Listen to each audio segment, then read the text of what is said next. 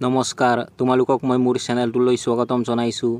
আজি মই ক্লাছ 6 বিজ্ঞানৰ চেপ্টাৰ 12 নেচাৰেল ৰিচোৰ্চেছ প্ৰাকৃতিক সম্পদ পাঠটোৰ অনুশীলনীৰ প্ৰশ্ন উত্তৰসমূহ আলোচনা কৰিম। গতিকে তোমালোকে ভিডিঅ'টো প্ৰথমৰ পৰা শেষলৈকে চাবা। তোমালোকৰ এক্সাৰচাইজৰ 1 নম্বৰ প্ৰশ্নটো হৈছে Some pictures of natural resources are given below. In the right side of the list, two options of renewable and non-renewable natural resources are given. Match the pictures of the items given in left side boxes in pictures with appropriate option given in the right side boxes. ইয়াত তোমালোকক কিছুমান প্ৰাকৃতিক সম্পদৰ ছবি দিয়া আছে। তাৰ পাছত তোমালোকক সোঁফালৰ বাকচত দুটা বিকল্প দিয়া আছে, ৰিনিউৱেবল আৰু নন ৰিনিউৱেবল। ৰিনিউৱেবল মানে হৈছে নৱীকৰণযোগ্য আৰু নন ৰিনিউৱেবল মানে হৈছে অনৱীকৰণযোগ্য। এতিয়া ইয়াত দিয়া ছবিসমূহ ৰিনিউৱেবল হয় নে নন ৰিনিউৱেবল হয় সেইটো চাই পেলাই তোমালোকে মিলাব লাগে। প্ৰথমতে তোমালোকক দিয়া আছে এটা উইণ্ডমিলৰ ছবি। উইণ্ডমিল মানে হৈছে বায়ুকল, যিহেতু বায়ু তোমালোকৰ নৱীকৰণযোগ্য সম্পদ হয়। গতিকে তোমালোকে এই চিত্ৰটো ৰিনিউৱেবল অৰ্থাৎ নৱীকৰণযোগ্য এইটোৰ লগত মিলাই দিবা।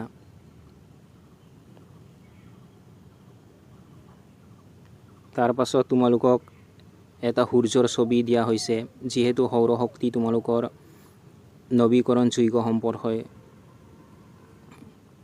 গতিকে এই চিত্ৰটো তোমালোকে ৰিনিউৱেবল এইটোৰ লগত মিলাই দিবা। তাৰ পাছত তোমালোকক দিয়া আছে ইয়াত এখন নদীৰ ছবি দিয়া আছে, যিহেতু পানী তোমালোকৰ নৱীকৰণযোগ্য সম্পদ হয়। গতিকে তোমালোকে এই ছবিটো ৰিনিউৱেবল এইটোৰ লগত মিলাই দিবা। তাৰ পাছত তোমালোকক দিয়া আছে শিলৰ ছবি, যিহেতু শিল তোমালোকৰ অনৱীকৰণযোগ্য সম্পদ হয়। গতিকে এইটো তোমালোকে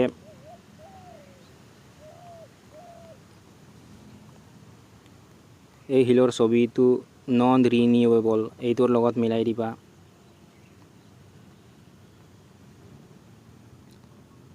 তাৰ পাছত তোমালোকক ইয়াত দিয়া আছে পেট্ৰলৰ ছবি দিয়া আছে, যিহেতু পেট্ৰল তোমালোকৰ অনৱীকৰণযোগ্য সম্পদ হয়। গতিকে এই ছবিটো তোমালোকে নন ৰিনিউৱেবল এইটোৰ লগত মিলাই দিবা।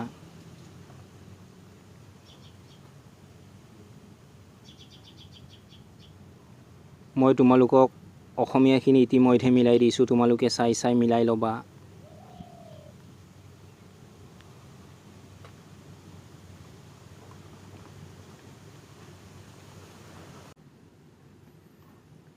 টু নম্বৰ কুৱেশ্যনটো হৈছে darken the circle of correct answer. শুদ্ধ উত্তৰৰ গোলটো সম্পূৰ্ণকৈ পূৰ কৰা। ইয়াত তোমালোকক কেইটামান MCQs দিয়া হৈছে। প্ৰথম MCQটো হৈছে the resources which can not be recreated after use are called. ইয়াৰ শুদ্ধ উত্তৰ হৈছে option B, non renewable resource. গতিকে তোমালোকে অপশ্যন বি থকা গোলটো সম্পূৰ্ণকৈ পূৰ কৰি দিবা।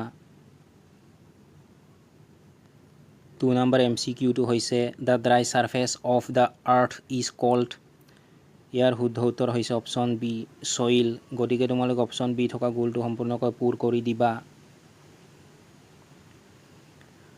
থ্ৰী নম্বৰ MCQটো হৈছে in which date of the year world water day is celebrated.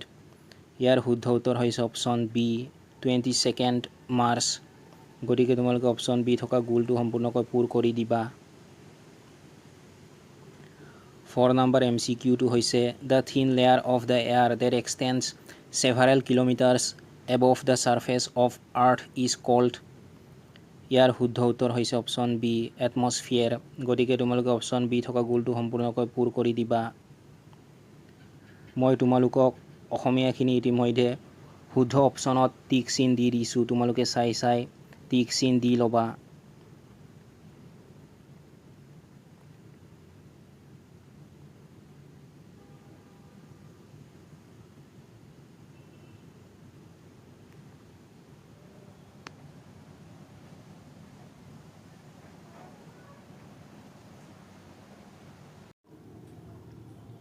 3 number প্ৰশ্নটো হৈছে এনচাৰ ইন ওৱান ৱৰ্ড, এটা শব্দত উত্তৰ দিয়া।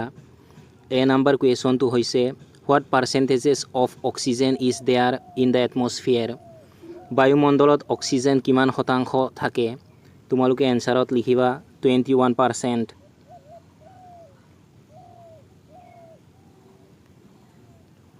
বি নাম্বাৰ কুৱেশ্যনটো হৈছে right the name of N aquatic plant, এবিধ জলজ উদ্ভিদৰ নাম লিখা।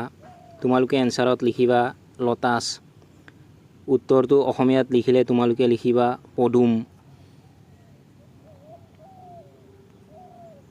চি নাম্বাৰ কুৱেশ্যনটো হৈছে right the name of N aquatic animal, এবিধ জলজ প্ৰাণীৰ নাম লিখা। তোমালোকে এনচাৰত লিখিবা ডলফিন। উত্তৰটো অসমীয়াত লিখিলে লিখিবা ডলফিন।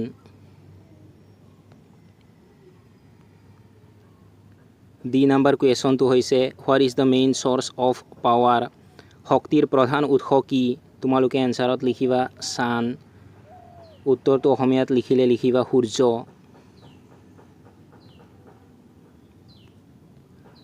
চাৰি নাম্বাৰ কুৱেশ্যনটো হৈছে identify the correct and incorrect statements, শুদ্ধ আৰু অশুদ্ধ চিনাক্ত কৰা।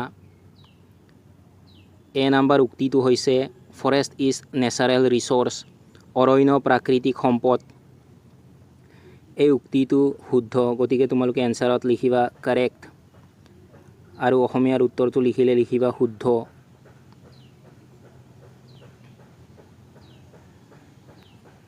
বি নাম্বাৰ উক্তিটো হৈছে ষ্ট'ন ইজ ৰিনিউৱেবল ৰিচ'ৰ্চ, শিল নৱীকৰণযোগ্য সম্পদ। এই উক্তিটো অশুদ্ধ, গতিকে তোমালোকে এনচাৰত লিখিবা ইনকাৰেক্ট। উত্তৰটো অসমীয়াত লিখিলে লিখিবা অশুদ্ধ। চি নাম্বাৰ উক্তিটো হৈছে পণ্ড ইজ নন ৰিনিউৱেবল ৰিচ'ৰ্চ, পুখুৰী অনৱীকৰণযোগ্য সম্পদ।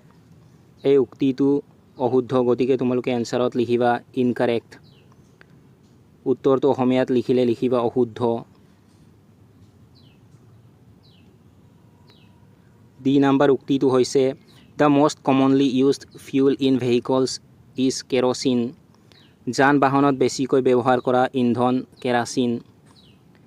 এই উক্তিটো অশুদ্ধ, গতিকে তোমালোকে এনচাৰত ইনকাৰেক্ট লিখিবা আৰু উত্তৰটো অসমীয়াত লিখিলে লিখিবা অশুদ্ধ। ই নাম্বাৰ উক্তিটো হৈছে the highest amount of gas found in atmosphere is oxygen, বায়ুমণ্ডলত অক্সিজেন গেছ আটাইতকৈ বেছি পৰিমাণে থাকে। এই উক্তিটো অশুদ্ধ, গতিকে তোমালোকে এনচাৰত ইনকাৰেক্ট লিখিবা আৰু উত্তৰটো অসমীয়াত লিখিলে লিখিবা অশুদ্ধ।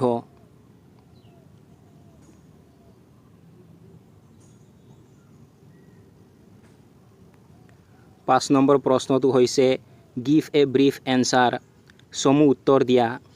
এ নাম্বাৰ কুৱেশ্যনটো হৈছে হোৱাট আৰ নেচাৰেল ৰিচ'ৰ্চেছ, প্ৰাকৃতিক সম্পদ কাক বোলে? তোমালোকে এনচাৰত লিখিবা the resources which are derived from nature and useful for all living beings are called natural resources. তোমালোকে উত্তৰটো অসমীয়াত লিখিলে লিখিবা প্ৰকৃতিৰ বুকুত পোৱা যিবোৰ পদাৰ্থ জীৱৰ বাবে আৱশ্যক সেইবোৰকে প্ৰাকৃতিক সম্পদ বোলে। বি নাম্বাৰ কুৱেশ্যনটো হৈছে how many types of natural resources are there and what are this, প্ৰাকৃতিক সম্পদক কেইটা ভাগত ভাগ কৰা হৈছে আৰু কি কি? তোমালোকে এনচাৰটো লিখিবা there are 2 types of natural resources, they are renewable resources and non renewable resources. উত্তৰটো অসমীয়াত লিখিলে লিখিবা প্ৰাকৃতিক সম্পদক 2টা ভাগত ভাগ কৰা হৈছে, নৱীকৰণযোগ্য প্ৰাকৃতিক সম্পদ আৰু অনৱীকৰণযোগ্য প্ৰাকৃতিক সম্পদ। চি নাম্বাৰ কুৱেশ্যনটো হৈছে what is renewable natural resource and what is non renewable natural resource, নৱীকৰণযোগ্য আৰু অনৱীকৰণযোগ্য প্ৰাকৃতিক সম্পদ কাক বোলে? উদাহৰণসহ লিখা। তোমালোকে এনচাৰটো লিখিবা the resources that will never be exhausted from nature even if they are used extensively are called renewable resources, for example sunlight, water, air, plants, animals, etcetera. On the other hand, resources that cannot be regenerated after use and are totally exhausted are called non-renewable resources. For example, natural gas, petrol, diesel, kerosene, coal, minerals, etc. তোমালোকে উত্তৰটো অসমীয়াত লিখিলে লিখিবা যিবোৰ সম্পদৰ বহুল ব্যৱহাৰ কৰিলেও কেতিয়াও প্ৰকৃতিৰ পৰা শেষ হৈ নাযায় তেনে সম্পদক নৱীকৰণযোগ্য সম্পদ বোলা হয় যেনে সূৰ্য ৰশ্মি পানী বায়ু গছ-গছনি জীৱ-জন্তু আদি আনহাতে যিবোৰ সম্পদ ব্যৱহাৰ কৰাৰ পিছত পুনৰ সৃষ্টি কৰিব নোৱাৰি তেনে সম্পদক অনৱীকৰণযোগ্য সম্পদ বোলা হয় যেনে প্ৰাকৃতিক গেছ পেট্ৰল ডিজেল কেৰাচিন কয়লা খনিজ পদাৰ্থ আদি ডি নাম্বাৰ কুৱেশ্যনটো হৈছে Why the sun is called the main source of energy? সূৰ্যক কিয় শক্তিৰ প্ৰধান উৎস বুলি কোৱা হয় তোমালোকে এনসাৰটো লিখিবা Sunlight helps plants to make food. The sun gives light and heat to all living beings on the earth. Therefore, the sun is the source of all energy. তোমালোকে উত্তৰটো অসমীয়াত লিখিলে লিখিবা সূৰ্যৰ পোহৰে উদ্ভিদৰ খাদ্য তৈয়াৰ কৰাত সহায় কৰে পৃথিৱীৰ সকলো জীৱক পোহৰ আৰু তাপ দিয়ে সূৰ্যই সেয়েহে সূৰ্য হৈছে সকলো শক্তিৰ উৎস ই নাম্বাৰ কুৱেশ্যনটো হৈছে Why we should conserve rainwater? বৰষুণৰ পানী কিয় সংৰক্ষণ কৰিব লাগে তোমালোকে এনসাৰত লিখিবা We need to conserve rainwater to consume it for the future use. It also helps us preserve rainwater for useful purposes as it mainly flows down in the sewer or drainage that make it polluted. It is the efficient way to preserve water. তোমালোকে উত্তৰটো অসমীয়াত লিখিলে লিখিবা আমি বৰষুণৰ পানী ভৱিষ্যতে ব্যৱহাৰৰ বাবে ব্যৱহাৰ কৰিবলৈ সংৰক্ষণ কৰিব লাগে ই আমাক বৰষুণৰ পানীক উপযোগী উদ্দেশ্যৰ বাবে সংৰক্ষণ কৰাত সহায় কৰে কাৰণ ই মূলতঃ নলা বা নিষ্কাশনত তললৈ বৈ যায় যিয়ে ইয়াক প্ৰদূষিত কৰে ই পানী সংৰক্ষণৰ কাৰ্যক্ষম উপায় 6 নম্বৰ প্ৰশ্নটো হৈছে Why should we use alternative energy? বিকল্প শক্তিৰ ব্যৱহাৰ কিয় কৰিব লাগে তোমালোকে এনসাৰত লিখিবা Fossil fuels exist in nature in limited quantities. Therefore, the excessive use of these fuels will deplete the world's fossil fuel resources. That is why we need to search for alternative energy sources instead of relying solely on natural gas. তোমালোকে উত্তৰটো অসমীয়াত লিখিলে লিখিবা জীৱাশ্ম ইন্ধনসমূহ প্ৰকৃতিত সীমিত পৰিমাণতহে থাকে সেয়েহে জীৱাশ্ম ইন্ধন অত্যধিক ব্যৱহাৰ কৰিলে পৃথিৱীত এই ইন্ধন শেষ হৈ যাব সেয়েহে আমি প্ৰাকৃতিক গেছৰ ওপৰতে নিৰ্ভৰ নকৰি বিকল্প শক্তিৰ কথাও ভাবিব লাগিব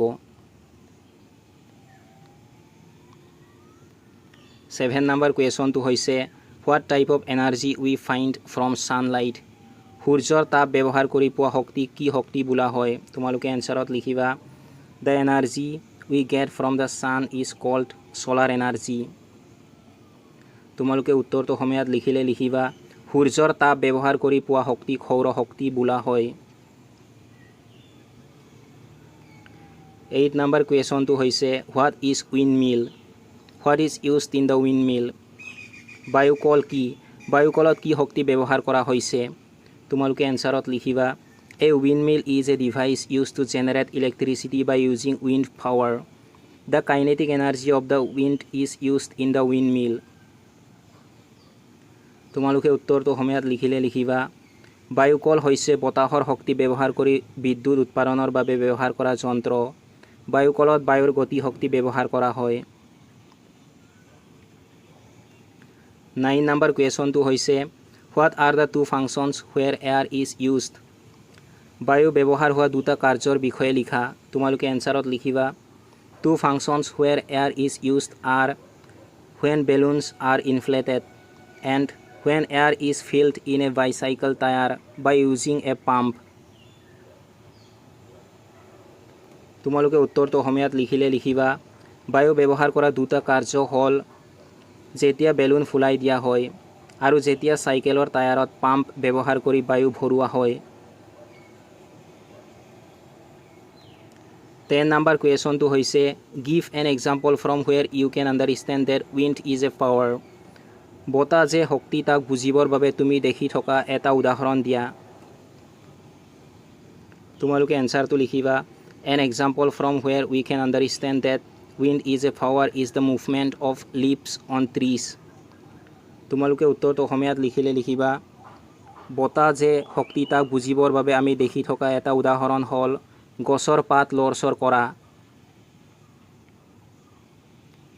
11 নম্বৰ প্ৰশ্নটো হৈছে you know' that if we keep a pot full of water outside under sunshine it will be hot. What other things you can do by using the heat from the sun. ৰ'দ দিয়াৰ বতৰত পানী ভৰ্তি পাত্ৰ এটা বাহিৰত থ'লে পানীখিনি গৰম হয় বুলি তোমালোকে জানা। সূৰ্যৰ পৰা পোৱা এই তাপ ব্যৱহাৰ কৰি আৰু কি কাম কৰিব পাৰি। তোমালোকে এনচাৰত লিখিবা we can do the following things by using the heat from the sun. To dry clothes, to cook food, food crops pickles can be dried, generating electricity through solar panels. তোমালোকে উত্তৰটো অসমীয়াত লিখিলে লিখিবা সূৰ্যৰ পৰা পোৱা তাপ ব্যৱহাৰ কৰি আমি তলত দিয়া কামবোৰ কৰিব পাৰোঁ। কাপোৰ শুকোৱা, খাদ্য ৰান্ধিবলৈ, খাদ্য শস্য আচাৰ শুকুৱাব পাৰি, সৌৰ ফলকৰ জৰিয়তে বিদ্যুৎ উৎপাদন কৰা। 12 নম্বৰ কুৱেশ্যনটো হৈছে why petrol, diesel etcetera are considered as non renewable natural resource.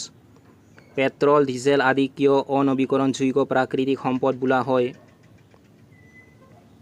তোমালোকে এনচাৰটো লিখিবা petrol, diesel etcetera are considered as non renewable natural resource because it forms over millions of years from the remains of ancient marine organisms. Once extracted and used, it cannot be quickly regenerated and are totally exhausted.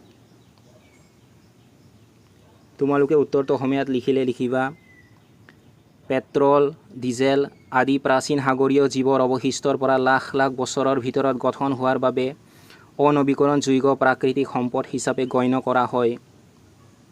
এবাৰ উলিয়াই ব্যৱহাৰ কৰিলে ইয়াক দ্ৰুতভাৱে পুনৰ সৃষ্টি কৰিব নোৱাৰি আৰু সম্পূৰ্ণৰূপে শেষ হৈ যায়।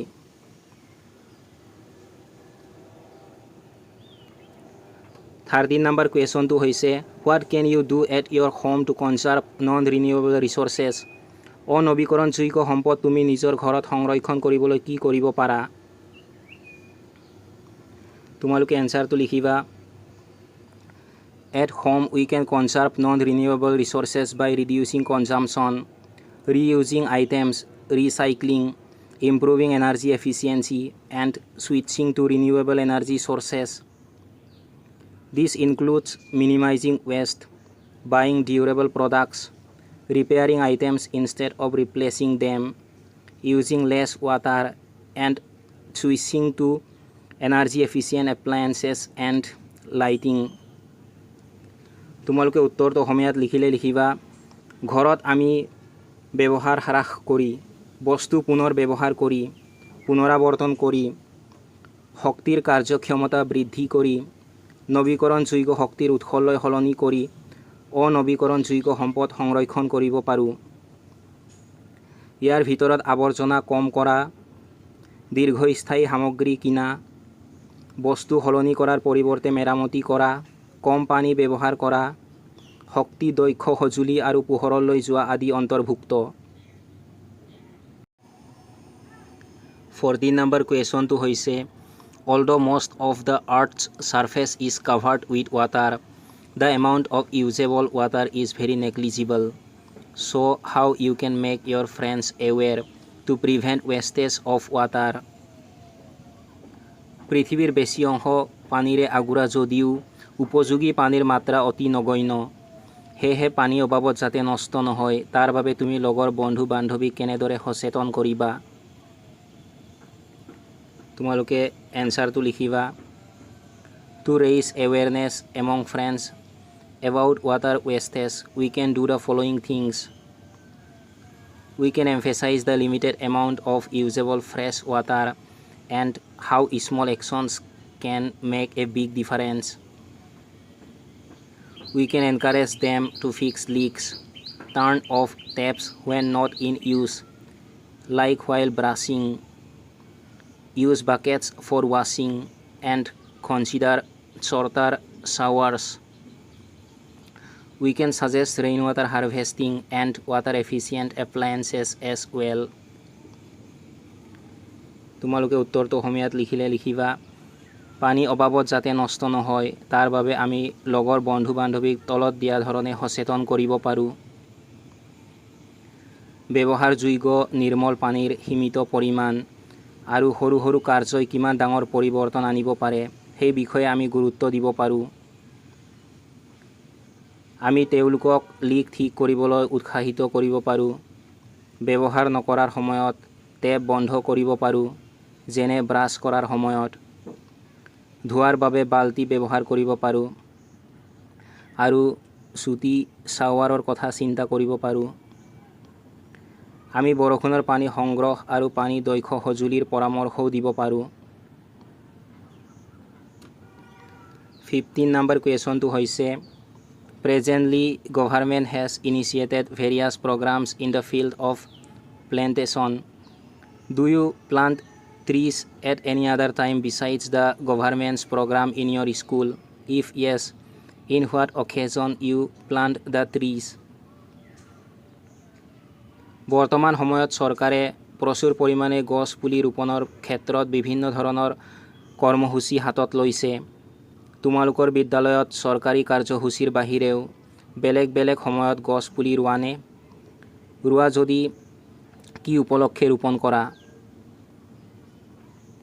তোমালোকে এনসাৰটো লিখিবা Yes, we plant trees at any other time besides the government's program in our school. We plant the trees on significant events like the school's anniversary, the retirement of a teacher, or achievements of students. তোমালোকে উত্তৰটো অসমীয়াত লিখিলে লিখিবা হয় আমি আমাৰ বিদ্যালয়ত চৰকাৰী কাৰ্যসূচীৰ বাহিৰেও বেলেগ বেলেগ সময়ত গছ পুলি ৰোপণ কৰোঁ। বিদ্যালয়ৰ বাৰ্ষিকী, শিক্ষকৰ অৱসৰ বা ছাত্ৰ ছাত্ৰীৰ কৃতিত্ব আদি উল্লেখযোগ্য অনুষ্ঠানত আমি গছ পুলি ৰোপণ কৰোঁ।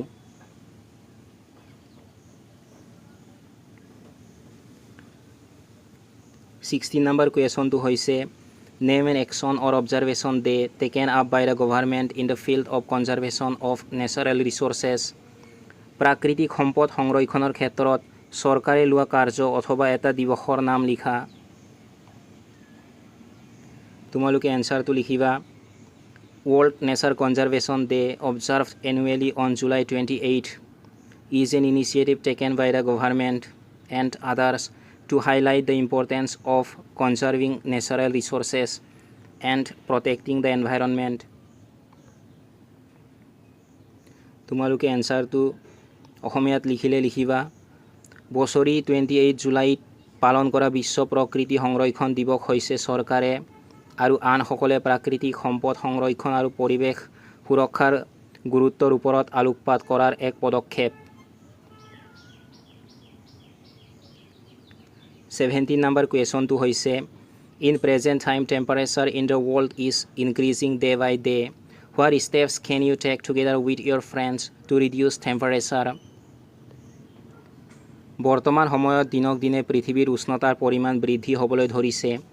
এই উষ্ণতা বৃদ্ধি ৰোধ কৰিবৰ বাবে তুমি বন্ধু বান্ধৱীৰ সৈতে লগ হৈ কি পদক্ষেপ হাতত ল'ব পাৰা এখন আঁচনি যুগুত কৰিবা। তোমালোকে এনসাৰটো লিখিবা Some of the steps that we can take together with our friends to reduce temperature are as follows. Reducing energy consumption, promoting sustainable transportation, advocating for policy changes, focusing on reducing our carbon footprint through actions like using public transport, conserving energy at home and planting trees, raising awareness about climate change and encouraging others to adopt similar practices. তোমালোকে উত্তৰটো অসমীয়াত লিখিলে লিখিবা বন্ধু বান্ধৱীৰ সৈতে লগ হৈ উষ্ণতা বৃদ্ধি ৰোধ কৰিব পৰা কিছুমান পদক্ষেপ তলত দিয়া ধৰণৰ শক্তি ব্যৱহাৰ হ্ৰাস কৰা বহনক্ষম পৰিবহণ ব্যৱস্থাক প্ৰসাৰ কৰা নীতি পৰিৱৰ্তনৰ পোষকতা কৰা ৰাজহুৱা পৰিবহণ ব্যৱহাৰ ঘৰত শক্তি সংৰক্ষণ গছ ৰোপণ আদি কাৰ্যৰ জৰিয়তে আমাৰ কাৰ্বন ফুটপ্ৰিণ্ট হ্ৰাস কৰাত মনোনিৱেশ কৰা জলবায়ু পৰিৱৰ্তনৰ বিষয়ে সজাগতা বৃদ্ধি কৰা আৰু আনকো একেধৰণৰ পদ্ধতি গ্ৰহণ কৰিবলৈ উৎসাহিত কৰা 18 নম্বৰ কুৱেশ্যনটো হৈছে what ideas you would like to transmit to ensure that water is not misused at your home how will you make the members of your house aware towards this তোমাৰ ঘৰত পানীৰ যাতে অপব্যৱহাৰ নহয় তাৰ বাবে তুমি কি চিন্তা আগবঢ়াবা এই ক্ষেত্ৰত তুমি ঘৰৰ সদস্যসকলক কেনেদৰে সজাগ কৰিবা তোমালোকে এনসাৰটো লিখিবা to prevent water misuse at home I will try to implement water saving habits like turning off taps while brushing teeth fixing leaks promptly and using low' flow' shower heads I will educate household members through reminders, visual cues, and open discussions about the importance of water conservation. I will also emphasize the collective responsibility and the benefits of saving water for both the environment and the household budget.